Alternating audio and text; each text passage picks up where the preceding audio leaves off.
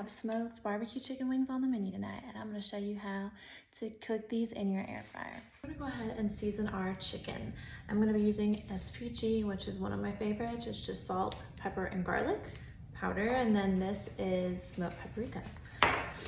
So our chicken is already washed and pat dry.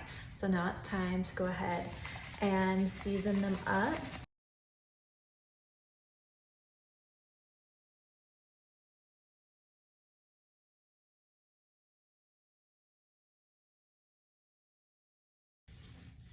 But you know what they say, if you ain't sneezing, it ain't season. Words I live by, y'all. Another really good tip and trick to get your chicken skin nice and crispy is to sprinkle a little baking powder before you fry it. And we're gonna be air frying this.